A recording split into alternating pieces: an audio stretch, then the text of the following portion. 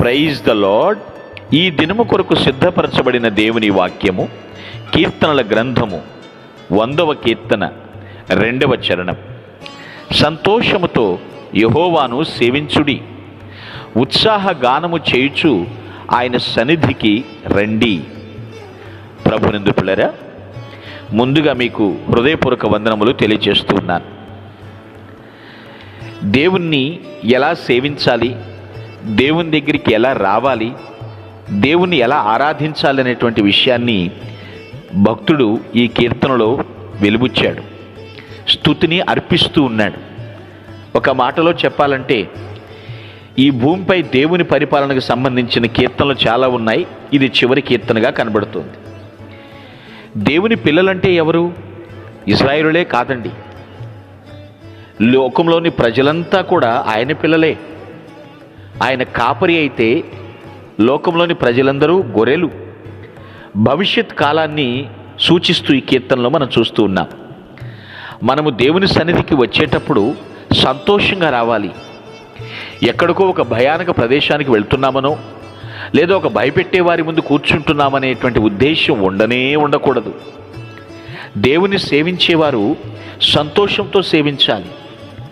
ఆయనకి కృతజ్ఞత చెప్పేటప్పుడు, ప్రభువుని స్తుతించేటప్పుడు ఎన్నో కారణాలు ఉన్నాయి కదా.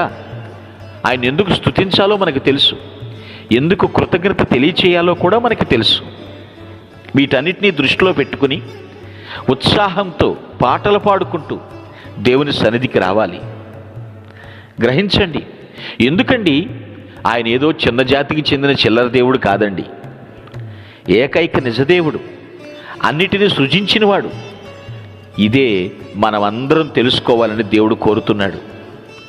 ఎందుకంటే దేవుడంటే ఏంటో తెలియకుండా దేవుని నిజంగా మనం ఎలా ఆరాధించగలుగుతామండి?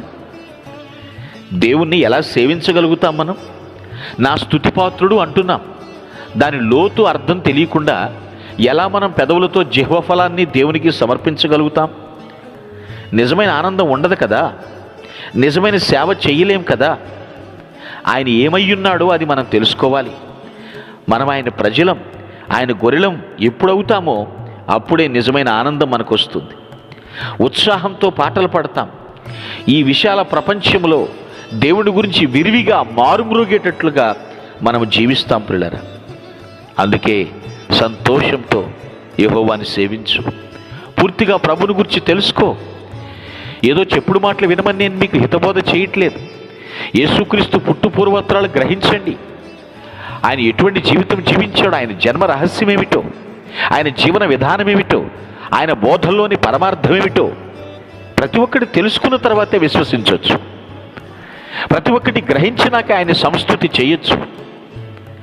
ఆయన ఒక జాతికో ఒక వంశానికో పరిమితమైన దేవుడు కాదండి.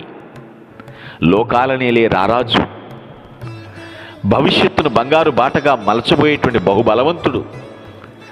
ఆయన్ని సంతోషంతో సేవించాలి. ఏడుపు ముఖంతో దేవుడు నాకేం చేశాడనేటువంటి నిట్టూర్పుతో దేవుడి దగ్గరికి వచ్చి ఏం ప్రయోజనం? నీ స్తుతి ఎలా దేవుడు స్వీకరిస్తాడు? పై పెదవుల ఆరాధన ఆయనకి అయిష్టం కదా. ఉత్సాహ గానము చేయొచ్చు ఆయన సన్నిధికి రండి అంటున్నాడు కీర్తనాకారుడు.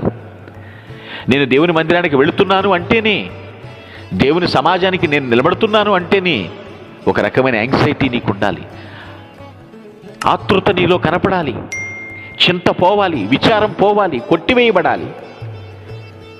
నీ దేవుడు నిన్ను చేతకాని వాడికి ఎప్పుడూ చేయలేదు. నీ చప్పట్లతో దేవుని స్తుతించు, నీ జిహ్వఫలం దేవునికి సమర్పించు, సంతోషంతో దేవుని దగ్గరికి రా. ఏదో చిన్నపిల్లవాడిని నేను బడికెళ్ళనన్నట్లుగా వాడిని ఈడ్చుకొస్తుంటారే కొందరు, అలా మనము బలవంతంగా దేవుని సన్నిధికి వస్తున్నావా? అలా వచ్చి ఏం ప్రయోజనం అండి? ఉపయోగం లేదు కదా. సంతోషంగా దేవుని సేవించు, సంతోషంగా పాటలు పాడు. ఎవరైనా ఒక పాట పాడుతుంటే యారోయ్, ఏమోయ్, నీ పని చాలా బాగుందే, ఉత్సాహంగా ఉన్నావు, బాగా పాటలు పాడుతున్నావు అంటారు. నిజమే కదా, సంకేతం అదే కదా. నీవు దేవుని పాటలు పాడేటప్పుడు, దేవుని ఆరాధించేటప్పుడు నీ హృదయంలోంచి సంతోషం పొంగి పొరలాలని దేవుడు కోరుతున్నాడు. నేను నిజ దేవుని దగ్గరికి వస్తున్నాను, సత్యస్వరూపిని నేను ఆరాధిస్తున్నాను, సంస్తుతిస్తున్నాను అనేటువంటి ఉత్సాహ గానం నీ జీవితంలో కనపడాలి. నీ జీవితాన్ని దేవుడు రమ్యంగా తీర్చిదిద్దుతున్నాడు, ఇంకను కూడా తీర్చిదిద్దుతాడు. అట్టి దేవాది దేవునికి దేదీప్యమానముగా నీ జీవితం ద్వారా మహిమ తెచ్చుకుదవు కాక. ఆమేన్. మీ కొరకు ప్రార్థించుటకు మేమెల్లప్పుడూ సిద్ధం. Praise the lord. ప్రభు నామమున మీ అందరికీ వందనములు. ఈ మా సందేశముల ద్వారా మీరు ఆశీర్వదింపబడినట్లయితే మీ తోటి వారికి షేర్ చేసి దేవుని రాజ్య సువార్తలో మీరు కూడా పాలుభాగస్తులు కావాలని ఆశిస్తున్నాం. మొదటిసారిగా ఈ ఛానల్ను చూస్తున్నట్లయితే మా ఛానల్ను సబ్స్క్రైబ్ చేయండి. వీడియోలు నోటిఫికేషన్ రూపంలో పొందుటకు బెల్ బటన్ని ప్రెస్ చేయండి. God bless you.